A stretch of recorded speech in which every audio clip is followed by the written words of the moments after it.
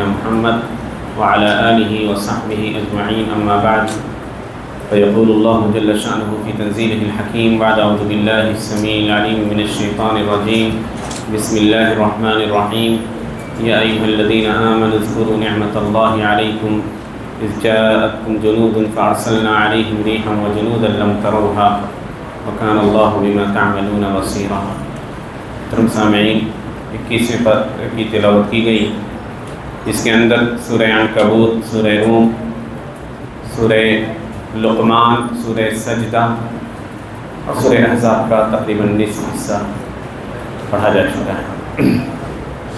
سورہ عنکبوت اور عنکبوت جیسا کہ کل بھی بات آئی، اس کا مطلب ہوتا ہے مکڑی کے۔ سورہ کے اندر اللہ سبحانہ تعالیٰ نے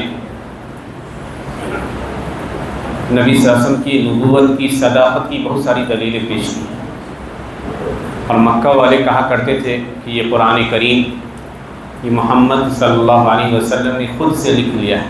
اللہ نے کہا اگر ایسی بات ہوتی تو آپ کو لکھنا پڑھنا آتے رہنا چاہیے تھا۔ اللہ نے کہا وما كنت تتلو من قبلہ من کتاب ولا تخطہ بیمینک، آپ تو اس سے پہلے کوئی کتاب پڑھنا نہیں جانتے تھے اور نہ اسے لکھنا جانتے تھے۔ اگر ایسی بات ہوتی تو یہ شک کرنے والے شک کرتے۔ بل هو آیات بینات فی صدور الذین اوتوا العلم وما یجحد بآیاتنا الا الظالمون، بلکہ یہ تو واضح آیات ہیں جو ان لوگوں کے دلوں میں اللہ نے ڈال رکھی ہیں جن کو اللہ نے علم سے نوازا ہے، اور ہماری آیتوں کا انکار ظالم لوگ کرتے ہیں۔ الحمدللہ یہ قرآن کریم جو اپنی فصاحت، بلاغت اور اپنی اعجاز بیانی کا ایسا نمونہ ہے کہ دنیا بھر میں آپ دیکھ جائیں، رنگ و نسل کے فرق کے بغیر اور جنس کے فرق کے بغیر کروڑوں حفاظ کی ایک بڑی تعداد ملے گی جس کے ذریعے اللہ سبحانہ تعالیٰ نے اس قرآن کریم کو محفوظ کر دیا۔ دنیا کتنی بھی سازش کرے قرآن کریم کی توہین کرنے کے لیے، قرآن کریم کو مٹانے کے لیے، لیکن الحمدللہ اگر ساری کتابوں کو آپ کہہ دیجئے کہ توریت، انجیل، زبور اور قرآن سب کو اگر کوئی سمندر میں ڈال دے، ایک بھی نسخہ نہ لکھا ہوا ہو، تو قرآن ہی وہ واحد کتاب ہے کہ اتنے اس کے حفاظ ہیں پوری دنیا میں کہ ایک ایک حرف اور زیر زبر کے ساتھ پھر سے لکھ دیا جائے۔ نہ توریت لکھی جا سکتی ہے، نہ انجیل، نہ زبور۔ یہ قرآن کا اعجاز ہے، اللہ نے کیسے حفاظت کی۔ ہر دور میں، ہر زمانے میں لوگوں نے اس کتاب مقدس کے اندر تحریف کرنے کی کوشش کی، اس کی آیات کو بگاڑنے کی کوشش کی، اس کے احکام کو چیلنج کرنے کی کوشش کی، اور ایسے ایسے گمراہ فرقے ظاہر ہوئے جنہوں نے اس کی واضح آیات کا انکار کیا، متشابہ آیات کی پیروی کی۔ آج بھی ایک بڑا طبقہ ہے جو گمراہ ہے، اور یہ لوگ ایجنٹ ہیں ان لوگوں کے جو اسلام دشمن ہیں۔ اپنے آپ کو یہ لوگ قرآنیون کہتے ہیں قرآن کے ماننے والے ہیں، گویا وہ حدیث کا انکار کرتے ہیں۔ اور بڑا کہہ دیجیے انڈیا میں بھی ان لوگوں کا بڑا دبدبہ ہے۔ جاوید غامدی یا اس طرح کا جو گمراہ شخص ہے، دیکھیے گا کہ ینگ لوگ اس کے پیچھے بھاگتے نظر آتے ہیں۔ اس کی متشابہات کے چکر میں مت پڑی، وہ ایسے ایسے شبہات لاتا ہے، حق کو باطل، باطل کو حق کی صورت میں۔ تو انٹرنیٹ کی وجہ سے ایک گمراہی یہ بھی آ گئی ہے کہ ہر کس و ناقص جو بھی آتا ہے اس کو لوگ سنتے رہتے ہیں۔ انہی علماء کو سنیے جو آتھینٹک ہیں، جو سلفی علماء، جو قرآن و سنت کی اہمیت جن کی نظروں میں، نہیں تو ہر کسی کو سنیے گا گمراہ ہو جائے گی۔ گمراہی کے ایسے ایسے دروازے کھول دیے گئے ہیں کہ اللہ نے اگر حفاظت نہ کی تو ہمارا دین خطرے سے دوچار ہو جائے۔ تو اپنے دین کی حفاظت کیجیے۔ اسی لیے بعض سلف کے بارے میں آتا ہے، امام مالک کے پاس ایک شخص آیا اور کہا اے امام میں آپ سے مناظرہ کروں گا، ڈیبیٹ کروں گا۔ کہا ڈیبیٹ کرو گے؟ کہا کہ اگر میں جیت گیا تو آپ کو میری پیروی کرنی پڑے گی، اور آپ جیت گئے تو میں آپ کی پیروی کروں گا۔ تو امام مالک نے کہا کہ کوئی تیسرا شخص ہم دونوں پر جیت حاصل کر لے تو؟ کہا ہم اس کی پیروی کریں۔ کہا یا ھذا، سنو، مجھے اپنے دین پر یقین ہے جو کہ جو میں نے حاصل کیا ہے اس میں کوئی شک نہیں ہے، تم یہاں سے جاؤ اس مجلس سے۔ تو ایسے لوگوں کو جو گمراہ کن خیالات رکھتے تھے سلف دور کر دیتے، بلکہ کہتے تھے کہ اگر کوئی بدعتی ہے، گمراہ شخص ہے، تو اس کی بات نہ سنے، کانوں میں انگلی ڈال لیتے تھے، کہیں اس کی گمراہی کی باتیں اس کے انسان کے کان سے سماعت میں پڑھ کر اس کو گمراہی کی طرف نہ دھکیلیں۔ اس سورہ کے اندر اللہ سبحانہ وتعالیٰ نے بہت سارے دلائل دیے نبی صلی اللہ علیہ وسلم کی صداقت کی۔ قیامت کا وہ انکار کرتے تھے، توحید ربوبیت کو مانتے تھے، کہتے تھے کہ اللہ رب ہے۔ وَلَئِن سَأَلْتَهُم مَّنْ خَلَقَ السَّمَاوَاتِ وَالْأَرْضَ، پوچھیے ذرا کہ کس نے آسمان کو پیدا کیا، کس نے زمین کو پیدا کیا، کس نے سورج اس چاند کو مسخر کر دیا، لَيَقُولُنَّ اللَّهُ، تو ضرور کہیں گے اللہ نے۔ تو اللہ کو رب مانتے تھے، اللہ کو خالق مانتے تھے، رازق بھی مانتے تھے۔ شرک کرتے تھے کہاں؟ الوہیت میں، اللہ کی عبادت میں شرک کرتے تھے، بہو ویسے ہی جیسے ہم میں سے بہت سارے لوگ والعیاذ باللہ اللہ کی توحید الوہیت میں، عبادت میں شرک میں پڑتے نظر آتے ہیں۔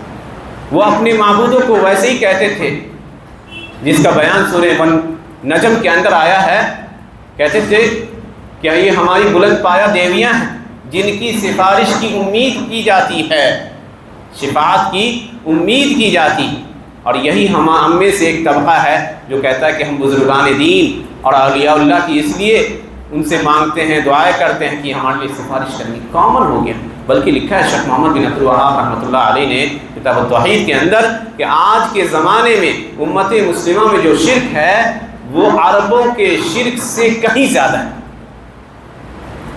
عربوں کے شرک سے، جن سے اللہ کے نبی نے لڑائی لڑی، جنہوں نے اللہ کے نبی کو بے حد ستایا، اور جن کے لیے کہہ دیجیے کہ نبی صلی اللہ علیہ وسلم جن کی ہدایت کے لیے پوری زندگی حریص رہے، ان سے زیادہ شرک امت کے ایک بڑے طبقے میں پایا جاتا ہے۔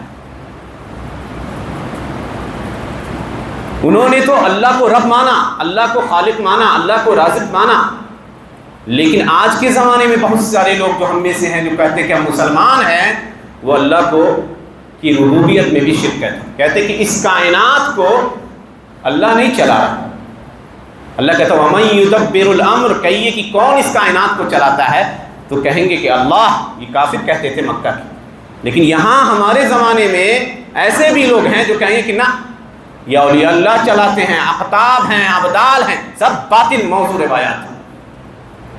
کہتے ہیں اقطاب ہے، 4 قطب ہے، اور ہر زمانے میں ابدال ہوتے ہیں، کچھ لوگ ہوتے ہیں جن کو اللہ تعالیٰ اس کائنات کو چلانے کے اوپر رکھا ہے، سب شام میں ہیں، سب جھوٹی فرسودہ باتیں۔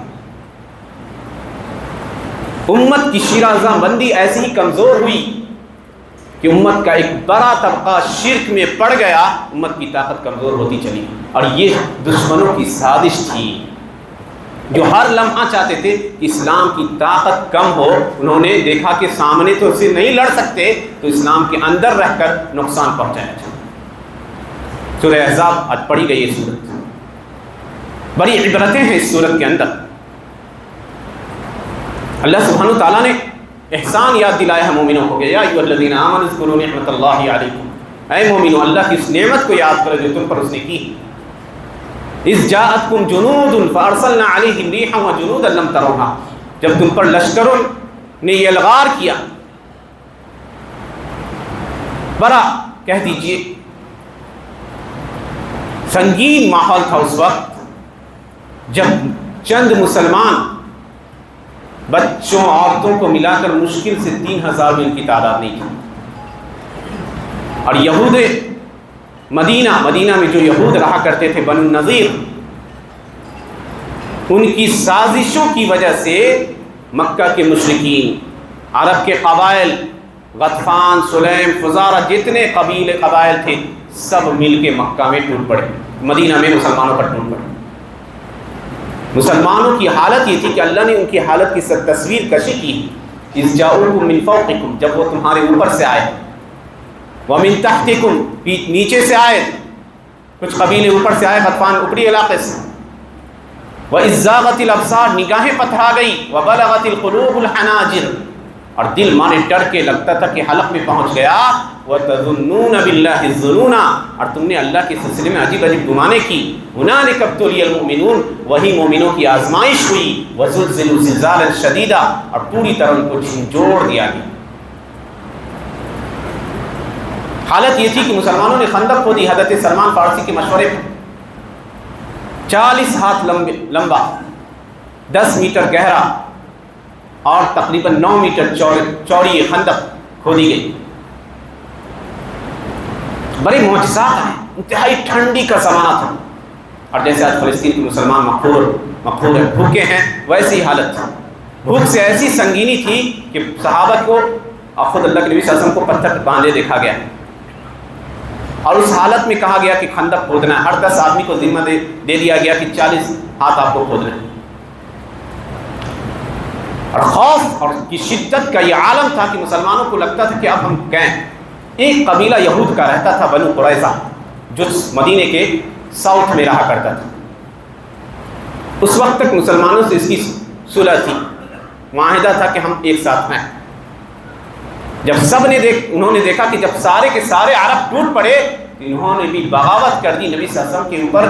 ایسا سنگین معاملہ ہو گیا کہ اللہ کے نبی نے کہا کہ نہ ہو تو ہم غطفان کے قبیلے کو مدینہ کا 1/3 کھجور دے دیں گے اور کسی طرح وہ چلے جائیں، یعنی معاہدہ کرنے کے اوپر جھکنا پڑا۔ لیکن جب انصاری صحابہ نے سنا، حضرت سعد بن معاذ اور حضرت سعد بن عبادہ وغیرہ نے کہا اللہ کے نبی، ہم جاہلیت کے زمانے میں تو انہیں 1 کھجور نہیں دیتے تھے، اب وہ اسلام کے زمانے میں لیں گے، ہم انہیں اپنی تلوار دیں گے۔ اور اس کے بعد دیکھیے کہ اللہ سبحانہ و تعالیٰ نے کیسی مدد کی، ایسی جگہوں سے مدد کی۔ ایک تیز اور دھند آندھی اللہ نے بھیجا، جن کے ان کے قلعوں کو، ان کے خیمے کو الٹ ڈالا، ان کے دلوں کے اندر ایسا روک ڈالا فرشتوں کو بھیج کر کہ مارے خوف کے وہ بھاگ نکلے۔ بڑی عبرتیں ہیں، علماء نے لکھا ہے کہ اس جنگ کے موقع پہ مسلمانوں کے لیے بہت سا درس چھپا ہوا ہے۔ پہلا درس یہ ہے کہ ہمیشہ اسباب کو اپنایا جائے، صرف اللہ پر بھروسہ کر کے نہ رہا جائے۔ اگر کوئی شخص بغیر سبب کے اپنائے اللہ پر بھروسہ کرتا ہے تو اس کو توکل نہیں کہتے ہیں، اس کو عربی میں تواکل کہتے ہیں۔ یہ مضمون ہے، گھر میں بیٹھے ہیں، کہتے ہیں روزی آ جائے گی، ساری چیزیں آ جائیں گی، کوئی حرکت نہیں ہے، قوم کو بلند کرنے کے لیے کوئی حرکت نہیں ہے، اسلام کو ڈیفنس کرنے کے لیے، اور اس کے بعد کہتے ہیں کہ اللہ کی مدد آئے گی، سب ٹھیک ہو جائے گا۔ ارے خود بھی حرکت کیجئے دین کی مدد کے لیے، دین کو عام کیجئے۔ دین کی صحیح شکل جب تک ہمارے سامنے نہیں آئے گی اور جب تک ہم اس پر عمل نہیں کریں گے، اس وقت تک اللہ کی مدد نہیں آئے گی۔ اللہ کے نبی صلی اللہ علیہ وسلم کی یہ پیشن گوئی ہے کہ تم کھیتی باڑی میں الجھ جاؤ گے، تجارت میں الجھ جاؤ گے، اللہ کے دین کو بلند کرنے کی تگ و دو کرنا چھوڑ دو گے تو اللہ ایسی ذلت طاری کرے گا جس ذلت کی کوئی مثال نہیں ہوگی، یہاں تک کہ پھر تم اپنے دین کی طرف لوٹو۔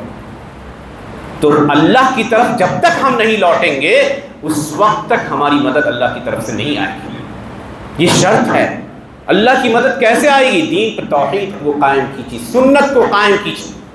جو صحابہ اکرام کا جذبہ تھا اس جذبے کو ظاہر کرنے کی ضرورت ہے۔ معاشرے میں خیر غالب ہوگا، اللہ کی مدد آئے گی۔ دعا بھی کرتے تھے اللہ کے نبی صلی اللہ علیہ وسلم، اسی جنگ کے موقع پہ ہاتھ اٹھا رکھے، بھوک سے بے حال ہیں اور مارے ٹھنڈک ایسی تھی کہ حضرت حذیفہ بن یمان رضی اللہ عنہ کہتے ہیں کہ اللہ کے نبی نے مجھے بلایا اس رات، اور اس شدت کی ٹھنڈک تھی کہ میں پورے جسم سے کپ کپا رہا تھا۔ اگر اللہ کے نبی نہیں بلاتے تو میں اٹھتا نہیں۔ کہا حذیفہ سنو، اور جانا ہے تم کو کفار کے لشکر کی خبر لے کر آنا ہے۔ ہچکچا رہے تھے جانے میں، قریب کیا، ان کے سینے پر ہاتھ پھیرا اور ان کے لیے دعا کی، کہا کہ سارا غم، سارا خوف اور ساری ٹھنڈک چلی گئی اور دل انتہائی سکون ہو گیا، اور اللہ کے نبی نے جو ذمہ داری دی تھی اس ذمہ داری کو میں نے بخوشی ادا کی۔ دعا کیا، اللہم حازم الاحزاب، اللہم منزل الکتاب ومجری السحاب وحازم الاحزاب واحزمهم۔ اسباب بھی اپنا رہے ہیں، مسلمانوں کی حفاظت کی تدبیر بھی کر رہے ہیں، خندق بھی کھود رہے ہیں مدینہ کی حفاظت کے لیے، اور دعا بھی کر رہے ہیں۔ تو جب دوا اور دعا دونوں اکٹھا ہوتا ہے تب فائدہ کرتا ہے، یاد رکھیں۔ تو ہم صرف دعا کرتے کہ اللہ اسلام کی مدد کر، اللہ توحید کی مدد کر، توحید پھیلانے کی کبھی کوشش نہیں کی۔ اسلام کی صحیح صورت لوگوں سے چھوٹتی چلی گئی، اللہ کے ساتھ ہمارا تعلق ویسا نہیں رہا کہ ہم جیسے ہی اللہ کو پکارے اللہ ہماری مدد کو پہنچے۔ یہ ضرورت ہے اس بات کی، اس کو سمجھا جائے۔ قرآن کریم کو غور و فکر سے، تدبر سے پڑھیے، تب وہ چیزیں، وہ حقیقتیں آپ پر منکشف ہوں گی۔ اللہ سبحانہ و تعالیٰ سے دعا ہے کہ اللہ سبحانہ و تعالیٰ ہمیں ان باتوں پر عمل کرنے کی توفیق عنایت فرمائے۔ آمین وآخر دعوانا الحمد للہ رب العالمین۔